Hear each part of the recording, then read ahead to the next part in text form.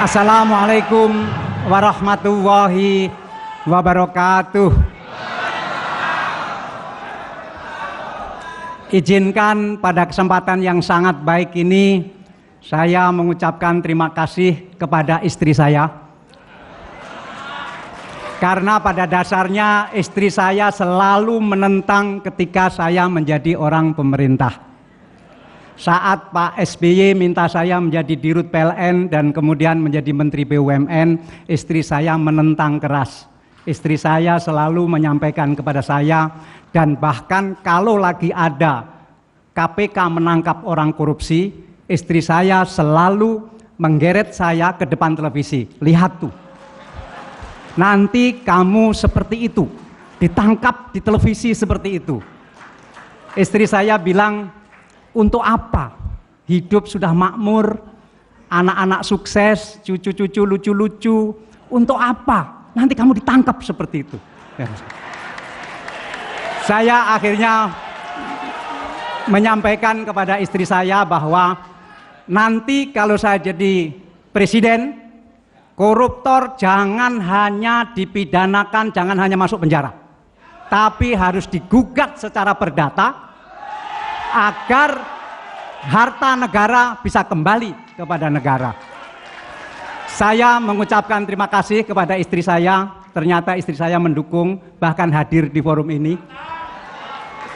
Lebih dari itu, saya lebih kaget lagi karena dia ternyata hari ini menggunakan jilbab biru.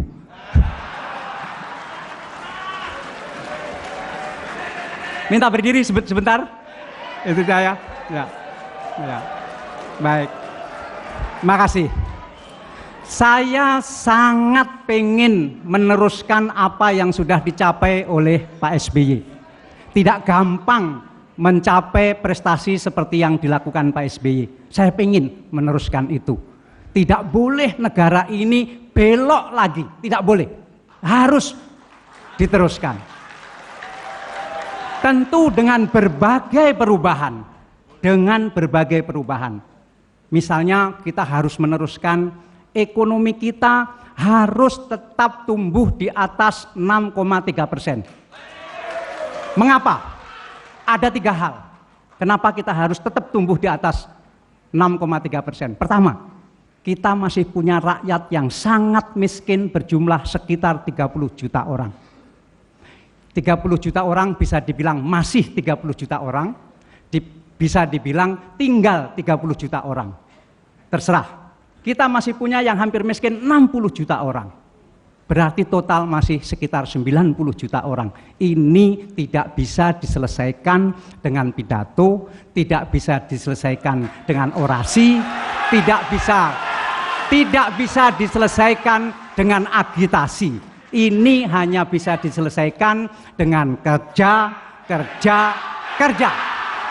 Kita cari orang yang mau bekerja di negeri ini. Alasan kedua, mengapa kita harus tetap tumbuh di atas 6,3%. Kita ini negara yang besar. Kita harus mengejar negara-negara besar. Kalau kita bisa tumbuh di atas 6,3% selama 5 tahun berturut-turut, kita bisa mengalahkan Meksiko, kita bisa mengalahkan Spanyol.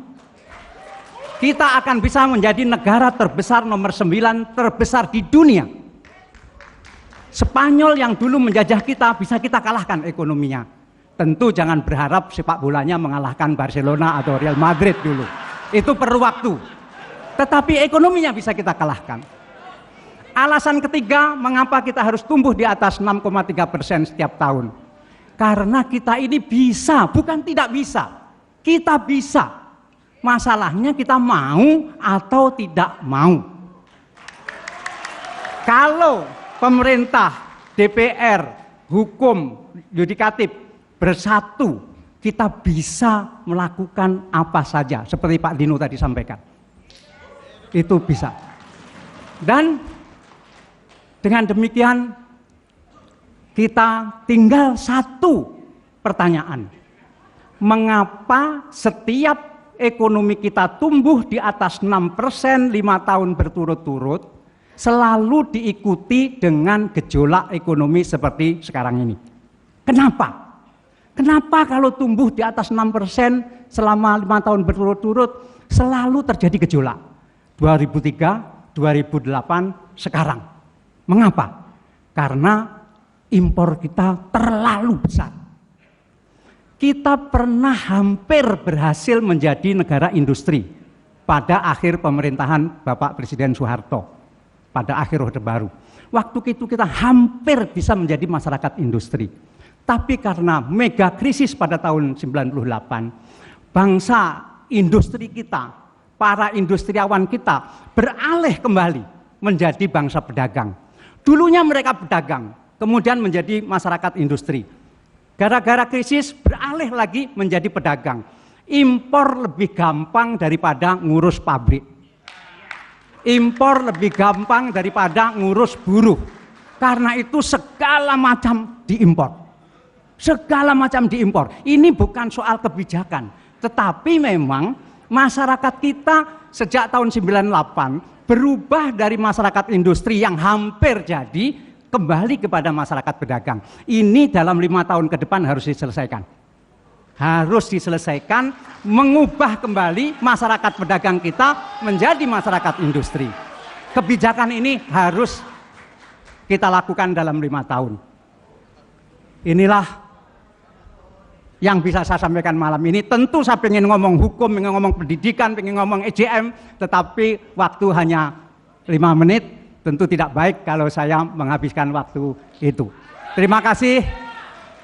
Kerja, kerja, kerja demi Indonesia. Terima kasih. Assalamualaikum warahmatullahi wabarakatuh. Waalaikumsalam warahmatullahi wabarakatuh. Terima kasih. Dan aplaus yang meriah untuk seluruh peserta konvensi.